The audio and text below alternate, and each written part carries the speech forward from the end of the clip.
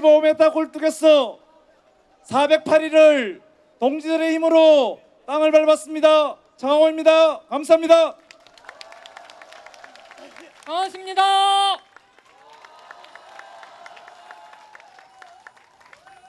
한진중공업 85 크레인 309일. 제가 세계 신기록 보유자였는데 이자에게 빼앗겼습니다. 제발 우리끼리 신기록 세우고 우리끼리 그거 깨먹고 그거 하지 맙시다 이제. 아산공장 유성기업 불다리에서 151일, 철탑, 옥천 광고탑에서 129일, 높이가 합이 한 30m 되나요?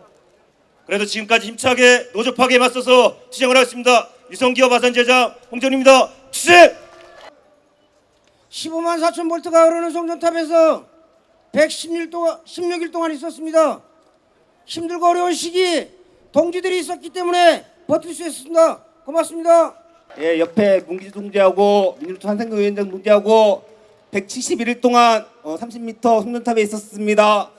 공장으로 돌아가는 날까지 힘차게 투쟁 전개하겠습니다. 투쟁! 아마 저희를 세운 거는 아무래도 비정규직 시대 10년을 이야기하기 위해서 세웠던 것 같습니다. 사실 많은 동지들이 어렵고 힘듭니다.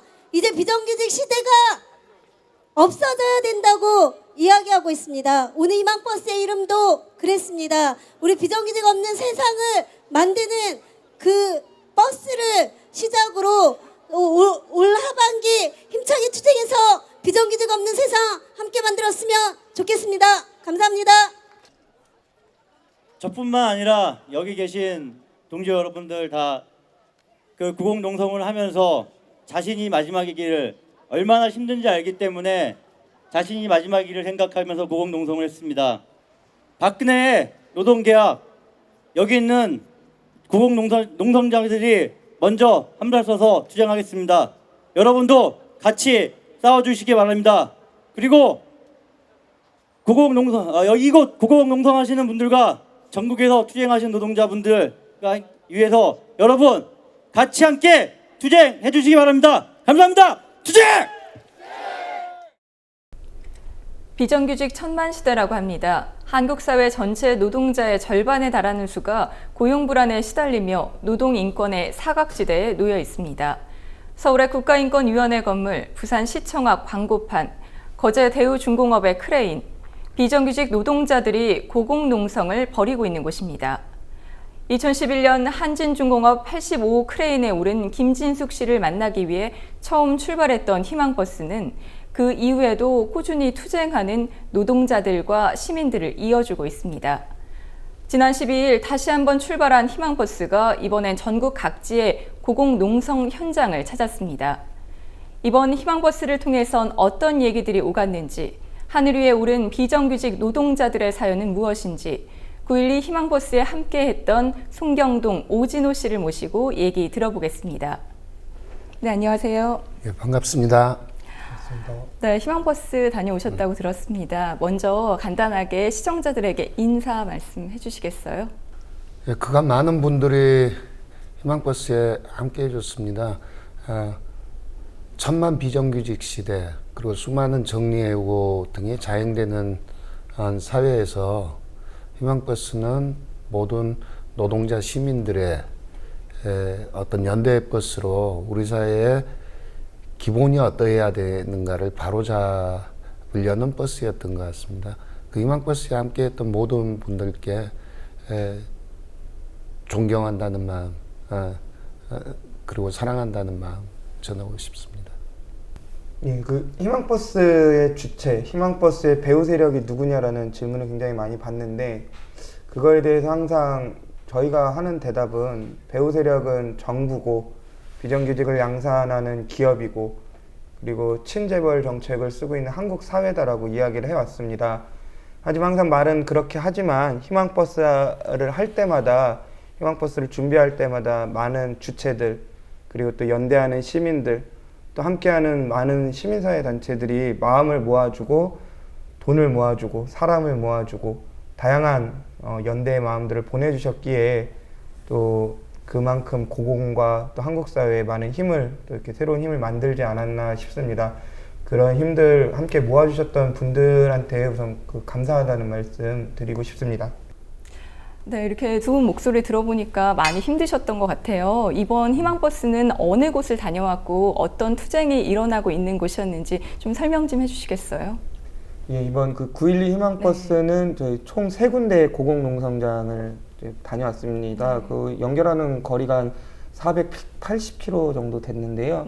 서울 국가인권위 고공농성장에서부터 시작해서 거제 대우조선 농성장, 그리고 부산시청에 있는 우리 심정부 송봉남 생탁 택시 노동자 농성장까지 해서 3군데를 다녀왔습니다.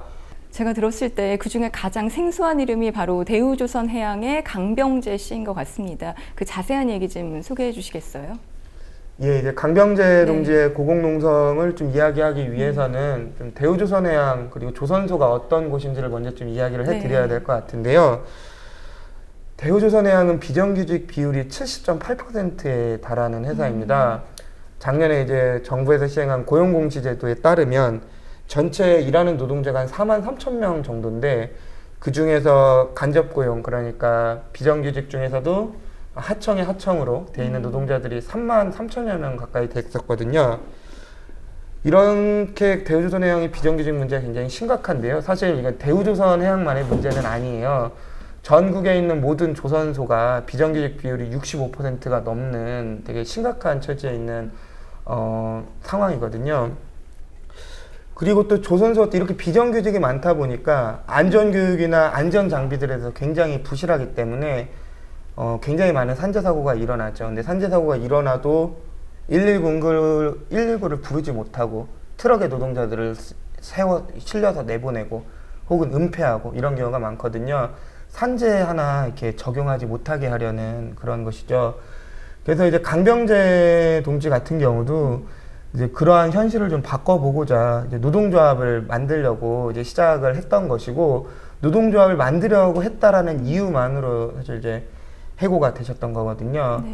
그래서 고공농성 처음 하셨던 게 2011년도였는데 그때 이제 한창 이제 부산으로 가는 한지희망버스가 진행되고 있었고, 마음은 다 이제 강병재 동지와 함께하고 싶었지만 사실 물리적 여건상 찾아가지 못했었어요.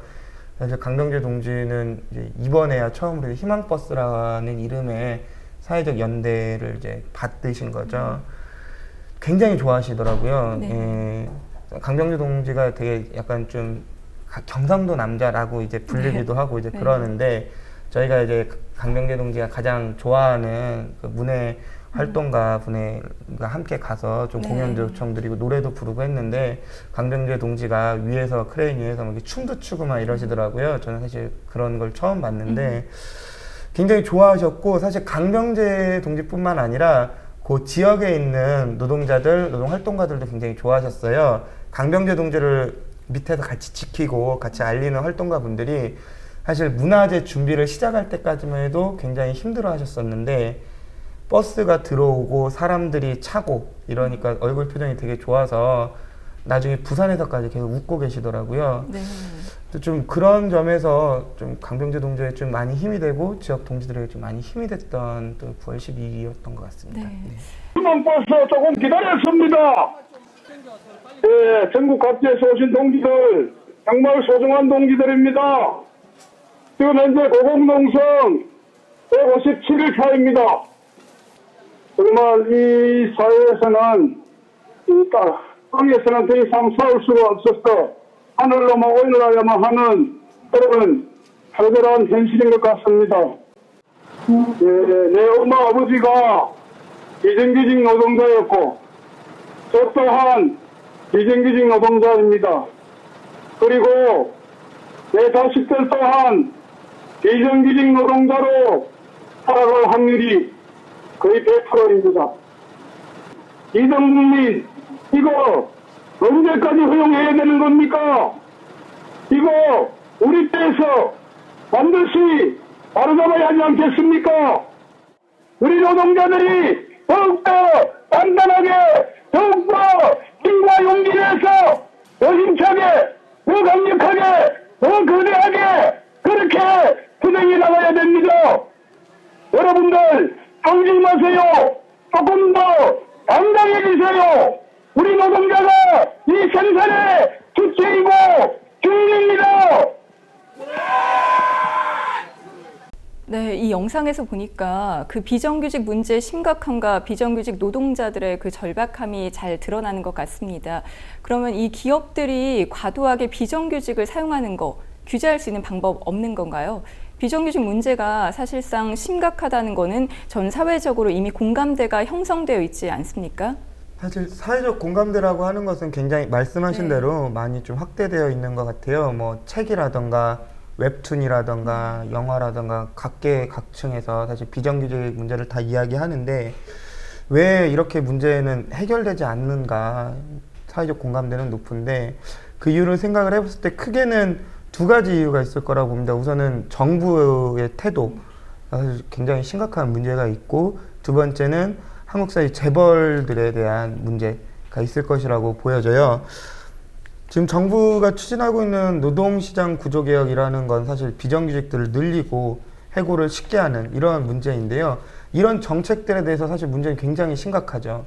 근데 그런 정책을 이야기하기에 앞서서 공공기관들에서 비정규직 문제를 해결하기 위한 자기 노력들이 있는가, 이거는 냉정히 따져봐야 되는 문제라고 생각합니다.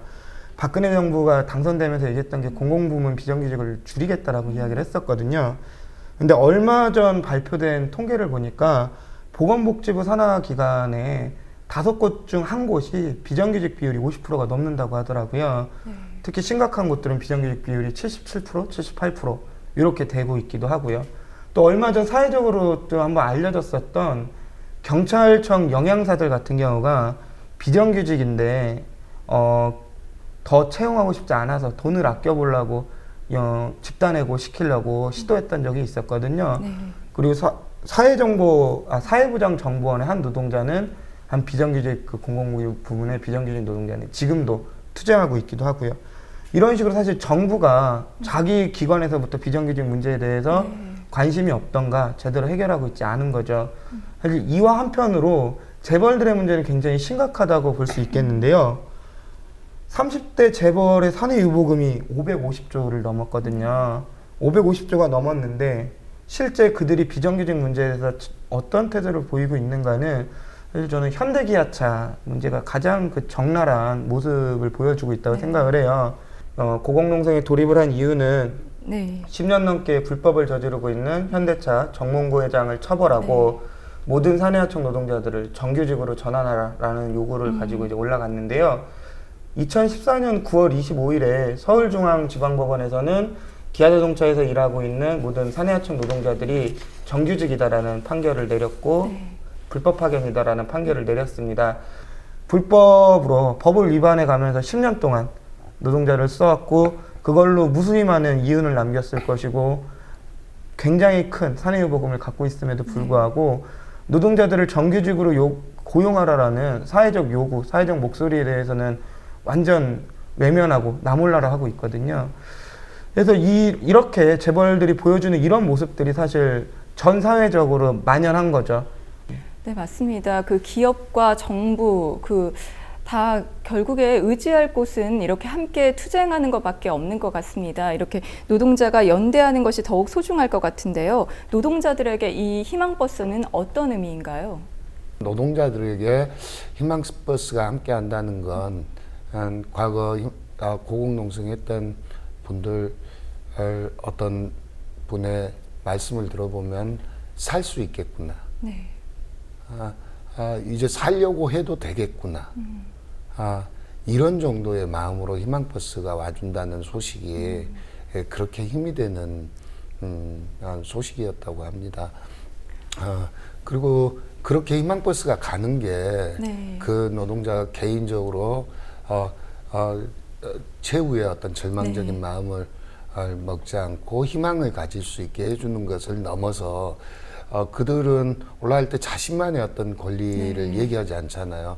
아까 얘기했듯이 현대기아차 문제는 거의 100여만 명이 넘어가는 사내 하청 노동자 모두의 권리와 처우에 관련돼 있는 문제입니다. 그리고 복수노조법 같은 경우는 모든 현장에서 노동자들이 자기 최소한의 헌법적 권리를 지키는데 필요한 수단을 잃고 있는 뭐 이런 경우이고요. 모든 노동자들의 민주적인 권리와 관련된 얘기이고요.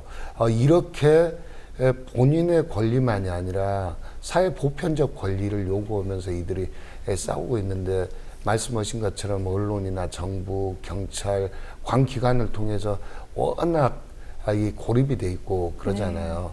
근데 이들의 소망은 그런 자기들의 투쟁을 통해서라도 우리 사회가 조금은 더 민주화되고 조금은 더 밝아졌으면 좋겠다. 그리고 사회적 진실이 바로 잡혀졌으면 좋겠다라는 이런 요구였던 것 같습니다.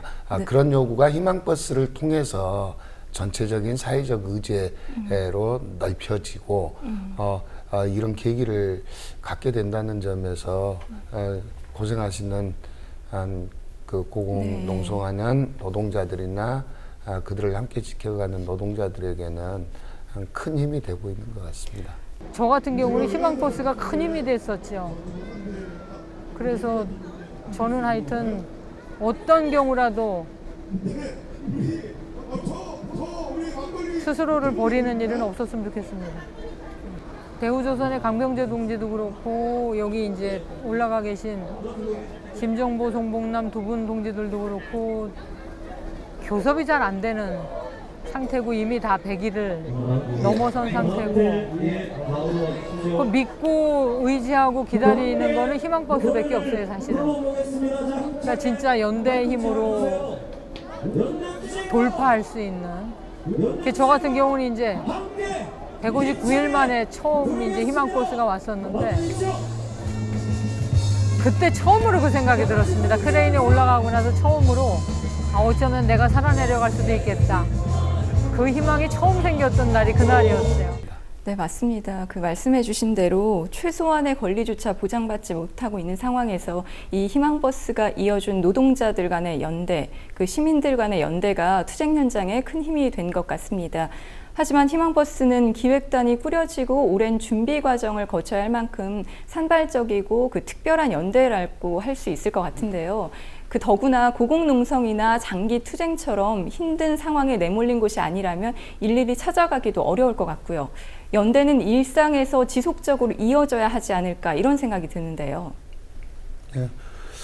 희망버스는 그 하루만 1박 2일만 다녀오게 되지만 그건 당일이고요. 네. 사실은 그 희망버스가 준비되는 과정이 사실은 사회적 공론의 과정이 되는 것 같아서 참 소중한 것 같습니다. 그리고 희망버스가 한번 다녀오고 나면 희망버스를 통해서 의제화되고 공론화된 그 문제가 계속해서 이제 논의되고 어떤 연대로 이어지는 그런 것들을 봐서요. 희망버스는 1박 2일 그 행사로 생각하는 것보다는 그걸 준비하는 과정과 끝나고 나서 이어지는 연대, 그게 오히려 참 소중한 것 같습니다. 그리고 그간 희망버스 이런 사회연대운동을 통해서 많은 일상적 연대로 넓어진 경우가 많거든요.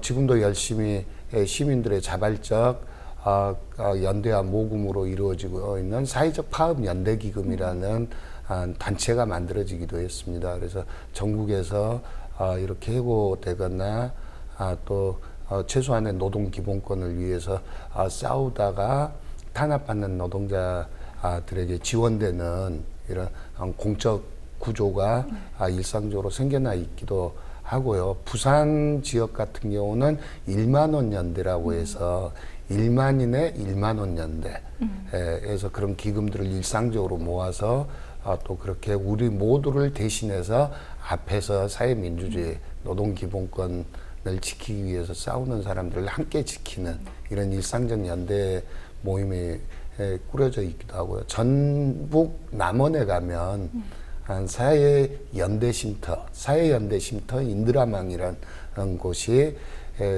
만들어져 있기도 한데요. 그것도 이제 전남 순천 지역과 대구 지역의 희망버스를 함께했던 승객분들이 모여서 그곳에 이제 이렇게 사회적 분쟁, 갈등 과정에서 좀 다치거나 힘겨워하는 분들, 아니면 쉼이 필요하신 분들을 위한 무료 연대 쉼터를 또 마련해서 해주시고 계시기도 하고요. 그리고 희망버스로 모였던 이런 사회적 연대의 마음들이 저희 국민들 모두가 잘 알듯이 쌍용 자동차 26분의 이 사회적 죽음에 대한 사회적 연대로 이어지기도 했고요. 네. 그 외에 유성기업 같은 이명박 정부의 노조 파괴 시나리오에 네. 맞서서 싸우는 어떤 노동자들에 대한 연대로 이어지기도 했고요. 밀양 핵 없는 세상을 네. 위해서 싸우시는 밀양 주민들과 함께하는 네. 탈핵버스 이런 것으로도 연결되고, 사실 희망버스가 지금까지 10수 차례 운행이 된 것 같습니다. 그러면서 지속적으로 사실은 2011년 이후로 거의 지속적으로 우리 사회의 민주주의와 인권을 위한 사회적 의제와 운동에 계속 함께였던 것 같습니다. 네, 맞습니다. 그 말씀하신 중에 그 희망버스를 준비하는 그 과정이 중요하다라고 말씀하셨는데, 흔히 그 투쟁의 현장이라고 하면 그 비장하고 엄숙한 것을 떠올리게 되는데, 희망버스의 투쟁에는 꼭 웃음과 즐거움이 있다고 들었습니다. 이번 희망버스를 다녀온 우리 국민TV 취재진들도 하나같이 즐거웠다고 하더라고요. 희망버스 하면 떠오르는 분인 김진숙 지도위원도 늘 웃으면서 끝까지 함께 투쟁을 외치고요. 사실 고공농성, 단식 농성 같은 절박한 상황에서 웃으면서 투쟁한다. 이건 어떤 의미일까요? 모든 새로운 생명, 네. 그리고 새로운 가치의 탄생 과정에는 잠깐의 아픔과 고통들이 따르기도 한다고 생각합니다. 저희 생명의 탄생 자체가 그렇잖아요. 네. 어떤 어머니의 아플 수 있지만, 고통스러울 수 있지만, 그 출산 과정을 통해서 새로운 생명이 태어나지 않습니까? 근데 그건 엄청난 기쁨이잖아요. 네. 그 무엇과도 바꿀 수 없는 하나의 새로운 생명이 태어나는 과정이니까요. 사회도 마찬가지라고 생각합니다. 모든 새로운 사회로 넘어가는 과정에는 약간의 아픔과 고통과 어려운 시간이 잠깐씩은 있다고 생각합니다. 근데 그걸 통해서 우리는 노예제 사회에서, 아니면 중세 봉건 사회에서, 왕조 시대에서, 근세에서 현대로 이렇게 새롭게 태어나오는 거잖아요. 그래서 그런 새로운 사회로 가기 위해서 조금씩 겪게 되는 아픔과 고통을 어떤 절망과 좌절로 받아들일 까닭이 없는 것 아닌가. 이게 희망버스 승객분들의 기본적인 생각인 것 같습니다. 그것은 오히려 새로운 사회로, 새로운 인간으로 재탄생하기 위한 어떤 기쁜, 아플 수 있지만 기쁜 순간일 수도 있다고 생각하거든요. 그런 것처럼 모든 노동자들의 투쟁이 그런 투쟁이라고 생각합니다. 왜곡되어 있는 진실, 그리고 우리 사회가 좀 더 민주적인 사회로 나아가기 위해서 겪게 되는 어떤 분쟁의 과정, 이런 것들이고, 투쟁하는 사람들은 그 맨 앞에 서 있는 사람들이죠. 그런 사람들의 투쟁이 현상적으로 그 어떤 자본과 잘못된 권력의 탄압을 받는다고 해서 짓눌리거나 과도하게 슬퍼하거나 이렇게 절망스러워하거나 이래야 될 까닭이 없다고 생각을 합니다. 네, 맞습니다. 그래서 그런 과정 자체도 조금은 힘겨울 수 있지만 기쁘게 받아들이고 당당하게, 그 투쟁 자체가 또 모두 투쟁에 보면 정당한 투쟁이잖아요. 미래를 위한 정당한 투쟁 과정이니까 그걸 어려움이나 힘겨움으로만 받아들이지 말고, 오히려 새로운 사회를 위해서 우리 모두가 새롭게 태어나가는 과정과 그런 관계 형성의 기쁜 순간들로 받아들이자 해서 희망버스 승객들은 늘 웃으면서 끝까지 함께 투쟁이라고 외치는 것 같습니다. 네, 맞습니다. 이렇게 웃으면서 싸우는 투쟁 이렇게 하다 보면 재미난 에피소드들이 많을 것 같아요. 뭐 특별한 이야기 있으면 해주시겠어요? 생각하면 그게 고립되고 네. 그런 어떤 투쟁인 것 같지만 전혀 그렇지 않다는 걸 우리가 함께 힘을 모으는 과정에서는 네. 만나게 되고 보게 되었던 것 같습니다. 2011년 한진 희망버스만 해도요, 김진숙 씨가 85 크레인에 고립되어 있는 한 어떤 사람인 것처럼 보였지만 나중에는 그 당시 전 세계적인 사회민주주의 투쟁으로 와큐파이 운동이라는 게 열리기도 했거든요. 네. 그 당시 미국 워싱턴에서 와큐파이 세계 총회 이런 게 열렸는데 그 총회 개막 연설 같은 한 것을 실제 누가 했냐면 한국의 그 조선소 85 크레인 위에 혼자 고립되어 있는 것 같은 여성이 전 세계민을 향해서 세계 와큐파이의 총회 개막 연설을 하기도 했거든요. 아주 신나고 재밌는 어떤 네. 일들인 것 같고요. 네. 참 새로운 인연이나 관계들을 만들기도 했던 버스인 것 같습니다. 제가 기억하기로는 희망버스에서 굉장히 많은 어떤 사회적 만남들이 있기도 했는데요. 기억나는 건 어느 때 20대 때 청년들이 이제 40 중반에 기성세대가 돼서 만나기도 하는 경우가 있었는데 제가 기억나는 인연으로는 둘 다 이제 구로공단에서 네. 고등학교를 졸업하고 우리 사회 민주주의 이런 걸 고민하는 모임에서 함께 만났던 사람들이 희망버스에서는 한 사람은 대전 희망버스 차장으로 지금도 현장에서 노동자로 살아가면서 있는 사람이 있었던 반면 또 한 분은 이제 신부님이 되어서 우리 정의구현사재단의 신부님이 되어서 서영섭 신부님이라고 하는데요. 그 신부님이 되어서 이제 희망버스 종교인 버스를 함께 만드는 분이 돼서 네. 만나게 된다거나 전남 순천 한 그 포항제철 민주화 노조 민주화를 위해서 이제 갓 대학을 졸업하거나 졸업하기 전에 학교를 그만두고 현장에 노동자로 갔던 그 청년들이 한 20년이 넘어서 희망버스에서 다시 만나요. 한 분은 그런 고공농성자들의 건강을 계속 치료하고 지원하는 한의사가 되셔서 네. 순천의 들풀라니언 윤성현 원장님이라고 하는데요. 이렇게 그때 청년기에 자기가 노동자들과 노동운동과 함께 하려고 했던 마음을 잊지 못해서 한의사가 되어서도 이제 노동자들의 건강 지원을 하는 한의사가 돼 있고 또 한 사람은 희망버스 이 사법 탄압을 받는 승객들을 보호하고 지원하는 민변의 변호사님이 되셔서 우리 조영선 변호사님이라고 희망버스 전체 법률지원단장도 맡아주셨는데 이런 변호사가 되어서 그 현장에서 서로 함께 만나게 된다거나 그래서 희망버스는 사실은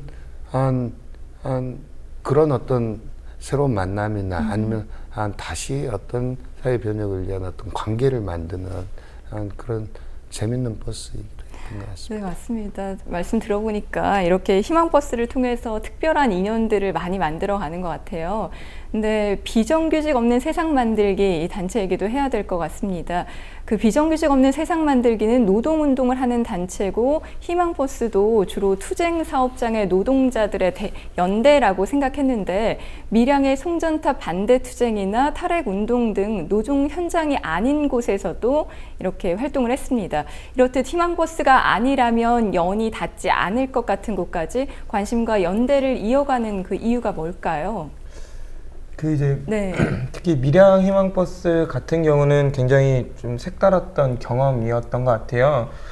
사실 핵발전소들이 있는 지역들 대부분에 사실 대공장들도 많거든요. 네. 부산이라던가 울산이라던가 경주라던가 다 핵발전소에서 100km 안팎에 있는 그런 도시들인데요. 근데 사실 노동자들은 뭐 후쿠시마나 뭐 이런 사건 이후에 관심도는 많이 높았지만 이런 게 대부분 개인의 건강이나 뭐 음식의 문제 정도로만 많이 좀 이렇게 고민을 해왔던 게 사실이죠. 근데 이 와중에 사실 밀양에서 싸우고 있었던 우리 밀양 주민분들은 굉장히 품이 넓게 이러저러한 사회 연대에 함께 오셨었거든요. 아까 영상에서도 우리 어머니, 구면 어머니 나오시던데 2012년도 대선이 끝나고 나서는 전국에 있는 고공농성장을 먼저 나서서 밀양 주민들이 돌아다니시기도 하셨고 2013년에 있었던 현대차 희망버스 경우에는 거의 그 문화재 분위기를 밀양 분들이 거의 주도해서 막 만들어주시고 이러셨거든요. 굉장히 고마운 연대였고 따뜻한 마음들이었던 거죠. 근데 이제 그러했던 분들이 이제 2013년 10월에 벌어졌던 행정 대집행에서 그분들이 어떻게 자신들의 삶의 터전에서 쫓겨나고 그래서 어떻게 저항하는지가 적나라하게 사실 좀 보여졌던 거잖아요. 그래서 그 장면을 보고 또 그 당시 밀양 주민들로부터 연대를 받았던 노동자들이 모여서 이야기를 처음 시작을 한 거예요. 뭐 쌍용자동차 해고 노동자라든가 아니면 현대자동차 노동자들이라든가 모여서 우리가 저분들을 어떻게 그냥 놔둘 수 있겠냐, 뭐라도 좀 해봐야 되지 않겠냐, 그런 식으로 해서 시작됐던 것이 이제 사실 밀양 희망버스였거든요. 그러니까 우리가 사회적 연대라고 하는 것은 뭐 시민들 사이에서도 있을 수 있고 다양한 층을 나눌 수도 있지만 우선 가장 고통받아왔던 사람들, 가장 고통받고 있고 지금도 고통받는 이 사람들이 서로의 마음을 가장 잘 이해하는 거라고 생각하는데요. 그런 마음들이 좀 밀양과 또 투쟁했던 노동자들 사이에 좀 통했던 것이라고 생각을 해요. 그래서 밀양 희망버스와 또 밀양 탈핵까지 좀 희망버스라고 하는 운동의 의제가 확장되어가는 과정들은 사실 그 당사자들의 연대의 마음, 가장 아픈 곳에 있는 우리들끼리 무엇을 교류할 것이냐에 대한 자기 고민에서부터 시작된 것이 아닌가 싶고요. 이것이 뭐 탈핵이라는 의제가 어떻기 때문에 혹은 뭐 철거민이라는 의제가 어떻기 때문에 이런 거라기보단 가장 고통받는 사람들이 연대였다고 생각하고 무엇보다도 밀양 주민분들이 사실 오작교를 놔주신 거죠. 투쟁사업장과 자신 그 탈핵운동 사이에. 네, 말씀해 주신 것처럼 고통받는 사람들의 연대다. 이 말이 참 가슴에 와닿았는데요.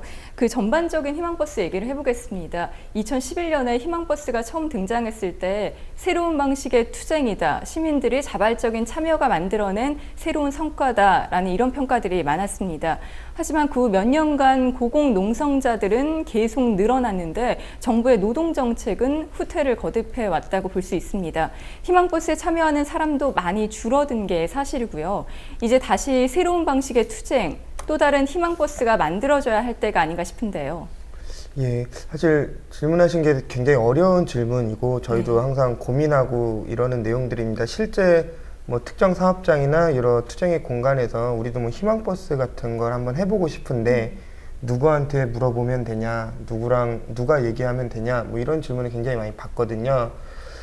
근데 사실 희망버스라고 하는 게 저는 뭐 주인이 정해져 있는 버스는 아니라고 생각하고 그것을 만드는 사람들의 자기 역할과 또 함께하는 사람들의 마음을 얼마나 모아내느냐가 핵심이라고 보는데, 근데 그렇게 따지고 봤을 때 희망버스라고 하는 건 특별한 기획과 특별한 사업은 아니라고 생각을 하거든요. 지역에서 여는 문화재, 그리고 지역에서 사람들을 모으고 전국 각지의 사람을 모아서 특정한 탑승 수단을 태워서 보내는, 사실 뭐 이런 걸 희망버스라고 본다면 저는 이게 뭐 특별한 사업은 아니라고 생각을 해요. 우리가 운동사회에서 많이 하는 문화재와 뭐 집회들의 연장선상인 거죠.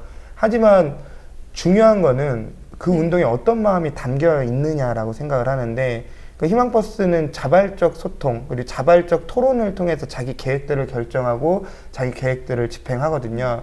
그렇다 보니 현장에 실제 내려와서도 순간순간 상황들이 굉장히 많이 바뀌죠. 다만 그런 서로 소통하고 교감하는 과정 속에서 함께 하는 사람들이 내가 이 운동의 주인이구나라고 생각을 많이 하게 되는 게 희망버스라고 하는 그 형식의 운동이 갖는 유일한 힘이라고 저는 생각을 하거든요. 이건 내가 하고 싶은 방향, 내가 하고 싶은 이야기들을 할 수 있는 공간이고 내가 그렇게 책임지는 운동이다라는 걸 사람들이 많이 생각을 해주시는 것 같아요. 네. 그러니까 그런데 기존에 사실 운동의 사회에서 많이 했던 문화제나 집회는 어떠한 공문과 지침, 정해져 있는 틀 내에서 많이 진행이 되었다 보니 굉장히 많은 사람들의 주체적인 어떤 참여를 이끌어내기 힘들었다고 생각하는데 희망버스는 그 부분을 좀 열어낸 것이라고 생각을 하거든요. 그렇기에 저는 앞으로 뭐 어떤 대중적인 사업과 어떤 투쟁들이 필요한 것이냐라고 물어봤을 때 사실 이거다라고 뭔가 이야기하는 것은 쉽지 않지만 다만 그 방향성이 무엇이어야 될 거냐라고 했을 때는 누군가가 지시하는 투쟁이 아니라 우리 스스로가 결정하고 언제건 모여서 토론하고 여기 좀 열려있는, 그렇기 때문에 사실 정권이건 경찰이건 그들도 예상할 수 없는 어느 힘들을 만들어내는 그런 싸움이 돼야 되지 않을까라는 고민 정도를 좀 하고 있습니다. 희망버스를 하나의 어떤 기획사업처럼 생각하면 안 될 것 같고요. 희망버스가 어쩔 수 없이 출발을 할 수밖에 없는 그런 배경과 상황들에 대해서 주목을 하고 그런 사회적 의제나 사회적 문제, 어떤 우리가 진정성을 가지고 함께 그 일을 우리 모두의 일로 받아들이고 넘어설 건가, 이 논의가 주가 돼야 될 것 같습니다. 그러면 그게 뭐 버스 형태든 아니면 다른 형태든 어떤 식으로든 진화가 가능할 거라고 보고요. 다른 무엇보다 희망버스를 만들어냈던 그런 자발적, 그리고 자율적, 그리고 수평적 이런 어떤 연대의 정신과 진정성, 문화에 대해서 깊이 우리가 함께 생각해 가면서 만들면 된다고 생각하고요. 그게 꼭 무슨 희망버스라는 이름으로만, 형식으로만 나타날 까닭은 없다고 봅니다. 우리 사회 연대운동은 계속해서 아직 지치지 않고 가고 있다고 생각하거든요. 예를 들어서 불법 부정선거, 대선 부정에 대해서 그 수많은 사람들이 촛불운동으로 다시 타오르듯이, 아니면 작년 올해 이어서 세월호의 죽음에 모두가 깊이 반성하고 그 안타까운 죽음, 그리고 이 잘못된 정부와 무능한 정부에 의한 죽음, 그렇지만 또 우리 기성세대들이나 현재 우리들이 다하지 못했던 어떤 책임들을 반성하면서 또 새로운 사회로 가보자고 자발적으로 전국에서 뭐 160여 개에 이르는 사회적 분향소를 만들고 그 추모와 그 이후 어떻게 나갈 것인가를 고민하는 수많은 사람들의 물결과 행렬이 있었잖아요. 희망버스의 마음은 그런 마음이었던 것 같거든요. 그래서 우선은 그런 수평적이고 민주적이고 뭔가 좀 다르게 해보려는 거라든가 뭐 이런 희망버스의 진정성을 잃지 않고 가면 될 것 같고요. 걱정하지 않아도 되는 게, 사실은 저희는 이번에도 내려가면서 희망버스가 출발하지 않는 세상에 사실은 우리 모두를 위해서 행복하고 존엄한 세상 아니겠냐 얘기했던 것처럼요. 그 희망버스가 출발할 수밖에 없게 하는, 그리고 이런 사회적 연대운동이 다시 거리와 광장으로 나설 수밖에 없는 이런 원인들이 되는 부조리하고 모순적인 사회적 상황과 사회적 관계, 이걸 좀 어떻게 바로잡아 나갈 것인가라는 그런 진정성이 끝까지 좀 살아 있어야 되는 것 아닌가 생각해 봅니다. 네, 맞습니다. 그 자발적으로, 주체적으로 서로 소통하고 교감하는 그 연대 운동이다라고 볼 수 있는데요. 근데 사실 어쩌면 이런 상황들이 절망적으로 보입니다. 정부도 기업도 어쩌면 당사자인 그 노동자들 스스로도 투쟁하는 노동자의 편이 되지 않고 있습니다. 이 절망의 상황에서 우리가 계속 희망을 얘기할 수 있을까요? 좀 더 구체적인 방안이라고 할 수 있는 건 없을까요? 사실은 많은 부분이 현대사회에서 오도돼 있고 뒤바뀌어져 있는데요. 그 위기와 절망의 실제 내용은 뭐냐면 전체 세계민들이 네. 뭐 좁게는 한국 사회민들의 이런 자본의 성격과 역할에 대한 절망을 사실은 네. 느끼고 있습니다. 그래서 지금 있는 이 절망과 위기의 근본적인 부분은 사실은 자본이라는 여기에 대한 역할과 성격에 대한 절망인 거고요. 네. 우리 사회 모두에. 그리고 그 자본이 가지고 있는 도덕성의 위기입니다. 1%도 안 되는 기업과 집단이 사회의 1%도 안 되죠. 재벌과 가족들만 따지자면 0.1% 정도밖에 안 될 네. 거예요. 그 사람들이 모든 사회의 노동자들과 시민들과 그리고 자연이 합심해서 만들어 놓은 어떤 사회적 가치, 사회적 자본을 완전 독점하고 있는 거잖아요. 네. 우리 사회 30대 재벌 사내 유보금만 지금 710조를 넘었다고 하잖아요. 네. 그 사이에 한국 노동자 서민들의 가계 부채는 한 60조가 늘어서 1140조인가가 됐어요. 이런 게 모두를 지금 절망시키고 네. 있거든요. 모두를 분노하게 만들고 있고, 그래서 실제로 보면 거기에 짓눌려 있는 노동자, 서민, 시민들의 어떤 절망적 상황인 것 같지만 사실 그게 아니고 이런 현대사회 자본의 사회적 역할과 책임, 성격에 대한 심각한 절망과 분노들이 표출되고 있는 상황이고요. 그 도덕성의 위기가 있습니다. 그래서 전체 어떤 평범한 모든 사람들의 그리고 모든 자연의 이런 평등함과 평화로움과 우애와 뭐 우정이라든가 모든 인간적 가치, 사회적 가치의 복원을 위해서는 이런 잘못된 자본의 역할과 독점 부분에 대해서 좀 넘어서 가야 될 것 같고요. 거기에 대한 사회적 저항과 분노가 때로는 희망버스로, 때로는 촛불운동으로 수없이 많이 지금 일어나고 있는 거라고 생각하거든요. 네. 그래서 사실은 자본과 거기에 결탁한 잘못된 정부, 공권력, 대통령 이런 사람들은 끊임없이 그게 마치 평범한 사람들의 어떤 절망과 위기 상황을 조장하면서 오히려 더 많은 자본의 이윤의 축적 이런 것들을 가져가려고 하는 거잖아요. 어제도 보니까 청년들을 볼모로 해서 청년 고용 문제를 볼모로 해서 지금 사실은 더 많은 비정규직을 양산하고 더 많은 더 쉬운 해고를 할 수 있고 더 적은 임금을 줘도 되는 노동 시장 계약 문제를 노사정이라는 뭐 형식적 틀을 강제해서 지금 뭐 대타협을 이뤘다 해서 하반기 국회 입법까지를 가져가려고 하는 거잖아요. 사실은 딱 하나 그 자본의 이해와 요구를 들어주겠다는 것 하나거든요. 뭐 그런 것들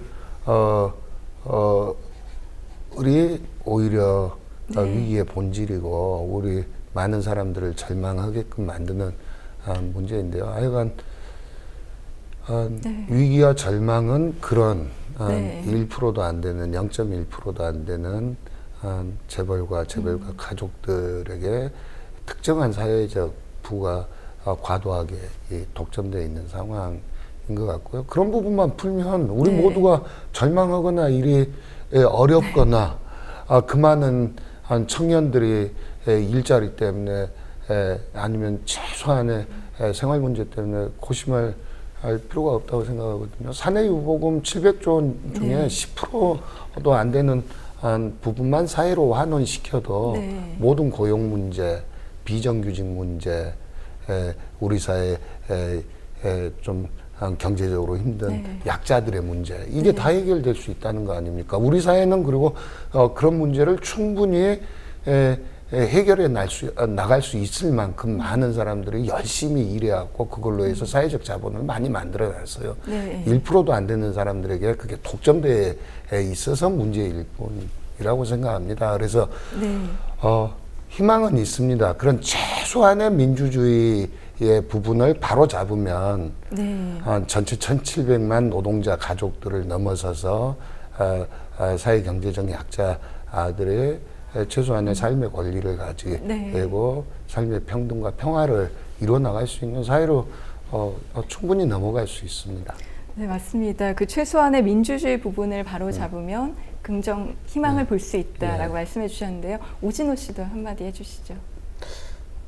이게 저도 특히 저는 이제 그것에 대해서 말씀드리고 싶은데요. 어제 이제 노사정 야합이 사실 좀 이제 완료가 된 상황이어서 이제 이번 주나 어쨌든 9월 중으로 정부는 이제 일반해고, 취업규칙 가이드라인, 그리고 기간제법, 파견법 등등을 이제 밀어붙이기 위한 좀 발걸음에 들어설 거라고 좀 보여져요. 그러면 사실 이런 법들이 올 하반기에 통과가 되면 우리 노동자 서민들 그리고 시민들의 삶은 사실 더 악화일로를 걷게 될 것 같은데요. 여기에 있어서 우리가 어떻게 제동을 걸어볼 수 있을 거냐, 여기에서 어떻게 우리의 목소리를 낼 수 있을 거냐가 저는 지금 이 희망버스라고 불리는 사회적 연대 운동이 됐던 아니면 전체 사회의 과제가 됐던 저는 핵심적인 부분이라고 생각을 하거든요.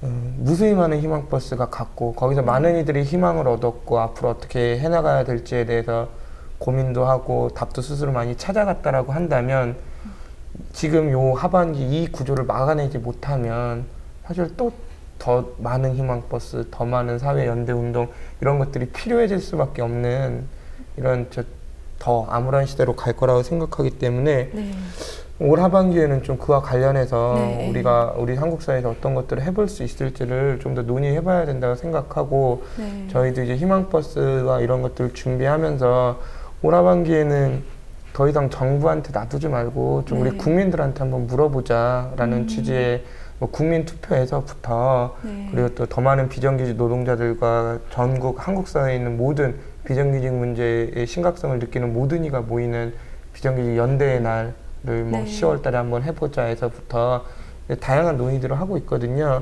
이 모든 구조들이 좀 자발적이고 소통되는 수평적 연대로서 좀 만들어진다면 개별 사업장의 희망을 찾는 것과 함께 동시에 우리 한국 사회의 희망을 찾는 한국 사회의 새로운 전망을 찾는 좀 운동을 거꾸로 저들이 저렇게 공격할 때 우리가 힘있게 맞섬으로 만들 수 있지 않을까 싶습니다. 네, 맞습니다. 하반기 그 정부가 주도하는 그 구조를 막을 수 있는 게 희망버스가 하나의 해답일 것 같습니다. 마지막으로 한마디씩만 듣겠습니다. 먼저 손경동 씨부터.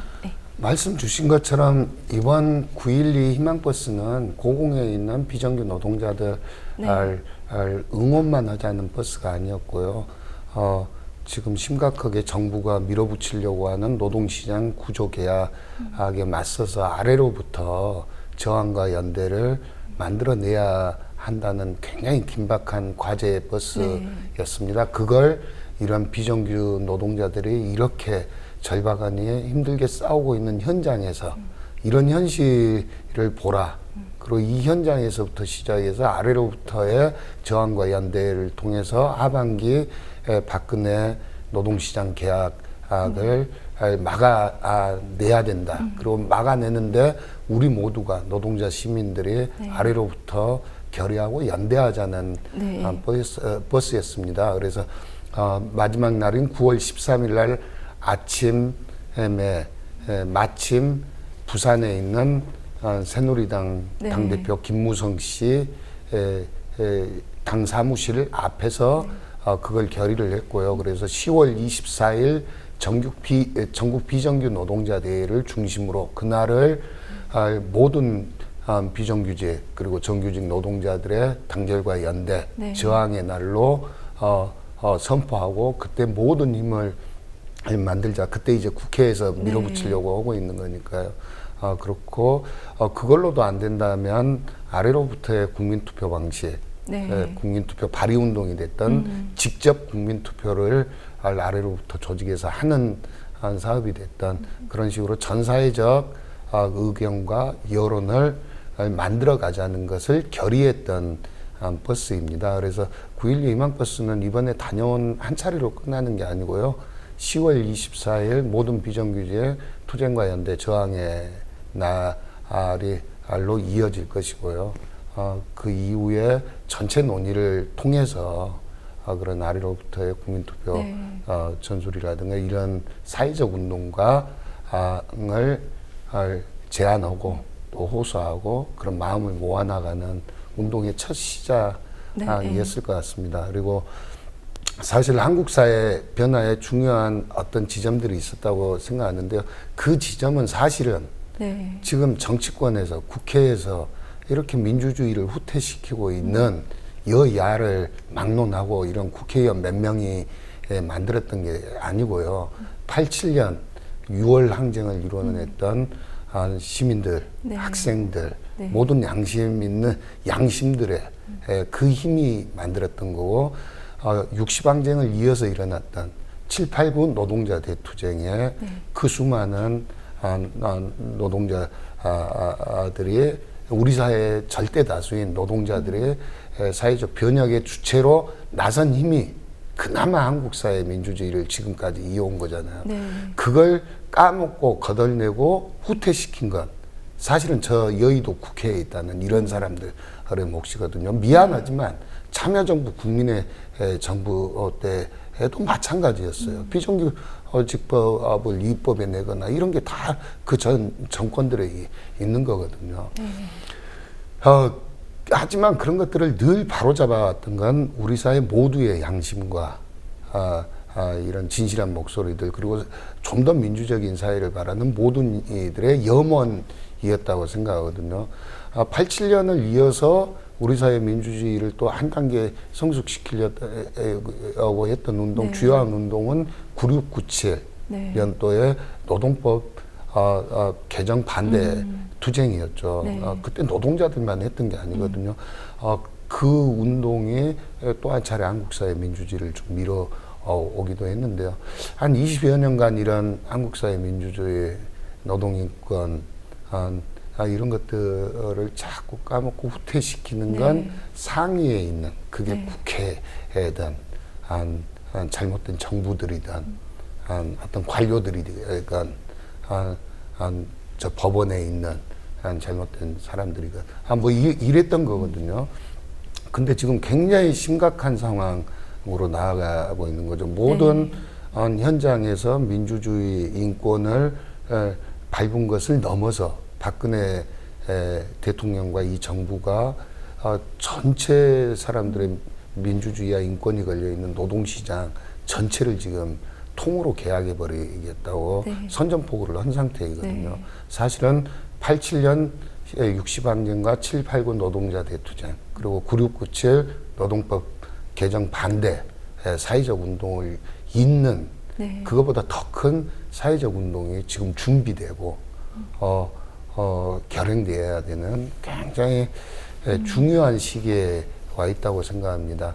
네. 그래서 그런 부분에 대한 우리 모두의 사회적 각성과 연대와 저항을 좀 긴급하게 네. 모아내야 될 것 같습니다. 그런 데에 대한 호소와 질문으로서 이번 9.12 희망버스가 의미가 있었던 것 같습니다. 네, 맞습니다. 저희 국민TV도 함께 하도록 하겠습니다. 네, 오진우 씨도 같이. 예, 뭐 사실 이 자리에 저보다 사실 좀 투쟁하고 있는 고공노동하고 있는 노동자들이 와서 함께 할 수 있었으면 네. 참 좋겠다라는 사실 좀 생각을 좀 많이 했고, 그래서 마지막으로 제가 하고 싶은 이야기는 그 고공에 있는 분들이 가장 좀 이 자리에 오면 이야기하고 싶었던 것들 중에 하나가 아닐까 싶어서 10일에 어쨌든 서울과 거제, 부산을 왔다 갔던 거고, 또 그 전주 9월 5일에는 고공농성은 아니지만 저희가 아사히 글라스라고 하는 구미에 만들어진 최초의 비정규직 노동조합이 있는 그 노동자들을 응원하기 위해서 또 한번 갔다 오기도 했었거든요. 네. 그리고 사실 지금 뭐 동양시멘트라던가 아니면 아까 얘기했던 사회정보개발원 등등 곳곳에 사실 투쟁하는 노동자들이 많은데요. 네. 지난주, 이번 주 그리고 다음 주까지는 좀 이렇게 좀 투쟁하는 노동자들과 비정규직들의 좀 마음을 좀 모아봐야 되는 시기가 아닌가 싶습니다. 그래서 이번 주 금요일 9월 18일이 기아자동차 고공농성 100일이 되는 날이거든요. 100일 동안 사람이 저희가 고공에 올라가 있는데 사실 아무것도 안 하고 있는 재벌에 맞서서 좀 많은 이들이 좀 서울시 국가인권위 농성장에 좀 모여줬으면 좋겠다라는 또 말씀을 드리고 싶고요. 그 다음 날에는 또 다음 날이 쌍용자동차 김덕중 지부장님이 단식이 들어간 지 한 20일 차일 거예요. 그날이. 사실 쌍용자동차 문제는 6년을 싸워왔고 굴뚝농성, 오체투지 뭐 안 해본 게 없는 싸움인데 지금도 계속 회사는 말도 안 되는 핑계를 대면서 이 문제를 좀 해결하고 있지 않은 거거든요. 그래서 지부장이 굶어야 되는 26명의 맞상주의자 또 187명 해고자들의 또 가장 큰 형격인 그런 형이나 다름없는 김덕중 지부장이 이렇게 굶고 있어야 되는 이런 현실에 좀 함께 좀 모여주셨으면 좋겠다라는 좀 말씀을 좀 드리고 싶어요. 그렇게 우리가 적은 수라도 최대한 모이고 뭔가를 하고 할 때 새로운 또 돌파구나 또 이런 것들이 만들어질 수 있을 거라고 생각하거든요. 그래서 이 말씀을 드리겠습니다. 네, 맞습니다. 전 사회적으로 의견을 다 모아야 된다는 말씀 크게 와닿았습니다. 네, 두 분 말씀 고맙습니다. 감사합니다. 어제 1년여를 끌어온 정부의 노동시장 구조 개혁안이 노사정위 합의를 이뤘습니다. 해고는 쉬워졌고 노동자들을 보호해주던 취업규칙은 사용자의 편의에 따라 변경할 수 있게 됐습니다. 집권 여당의 대표는 노조가 쇠파이프를 휘두르지 않았으면 국민소득 3만 불 시대가 열렸을 것이라고 말합니다. 재벌기업은 곳간에 700조가 넘는 사내 유보금을 쌓아두고 있지만 올해 최저임금은 30원 인상을 주장했습니다. 희망보단 절망이 더 익숙한 시대를 살고 있는 노동자들이 희망을 만들기 위해 안간힘을 쓸 동안 정작 노동을 배제한 노동 정책을 만들어낸 이들은 거기에 개혁, 선진화 같은 이름을 붙였습니다. 하지만 700조의 사내 유보금도 몇만 불의 국민소득도 심지어 계약안을 만들어내는 일조차도 무엇 하나 노동으로 만들어지지 않은 것이 없음을 명심해야 합니다. 시청해주신 여러분 고맙습니다. 하나, 둘, 셋. 장막을 걷어라 나의 좋은 눈으로 이 세상을 떠보자.